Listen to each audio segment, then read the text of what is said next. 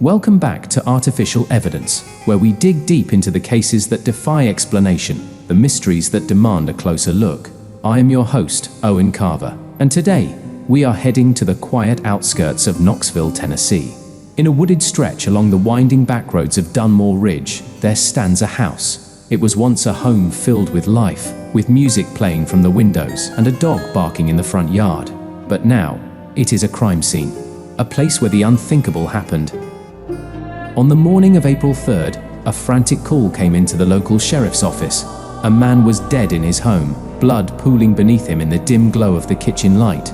His name was Daniel Whitaker, a 51-year-old contractor, father of two, and by all accounts, an ordinary man. But as investigators peeled back the layers of his life, they uncovered secrets that someone had been willing to kill for. This is the story of the house at Dunmore Ridge.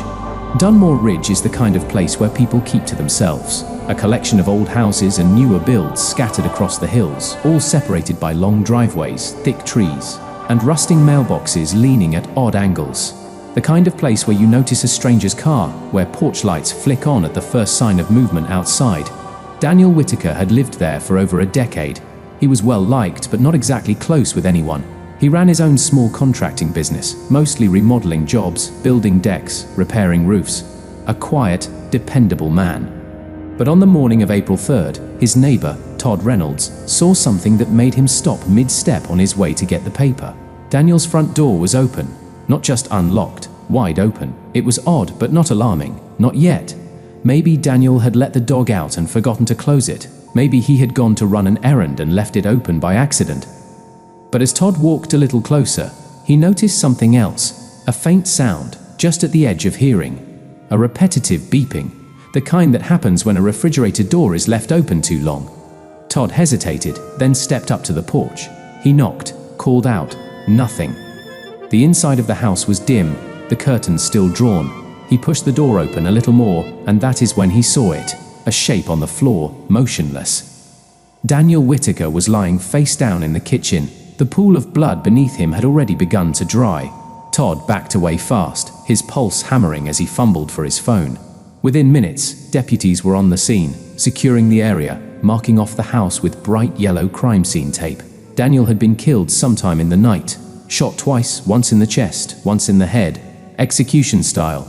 There were no signs of forced entry, no shattered windows, no broken locks. The house was undisturbed, everything in its place. His wallet and keys were still on the counter. Even his phone was still there, sitting face up on the kitchen table. At first, it looked like a targeted killing, a deliberate act.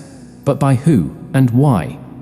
Investigators started with the usual questions. Who was Daniel Whitaker really? Did he have enemies? Did he owe money to anyone? Had there been problems with a client? His financials were clean. No debts, no history of shady business dealings. His employees described him as fair, even-tempered. His ex-wife, Rebecca Whitaker, had nothing but good things to say, though she admitted they had drifted apart in the years since their divorce. But then came the first twist. Detectives pulled Daniel's phone records, and there, in the call log, was a number that appeared again and again, at all hours. The last call had come in at 1:22 in the morning, a number belonging to Joshua Lane. Joshua was 27 years old. A local, no criminal record, worked at an auto body shop on the east side of town. But here was where things got strange. Joshua Lane had been dead for 6 months. Car accident. Hit a patch of ice late at night on Highway 17, lost control, slammed into a tree. Pronounced dead at the scene. His phone had been turned off, his accounts closed. So why was his number still making calls? And why had Daniel answered?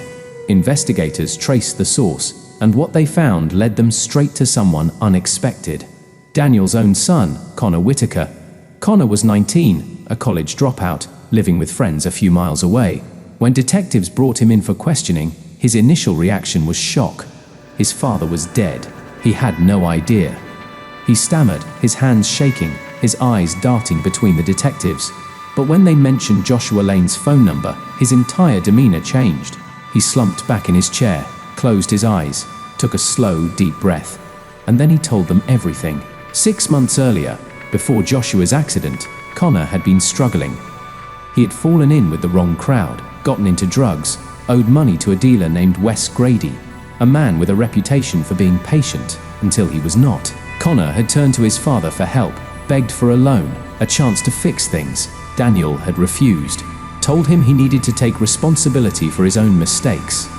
Desperate, Connor went to Joshua, asked if he could borrow some cash, promising to pay him back. Joshua, always the loyal friend, agreed, but Connor never repaid him.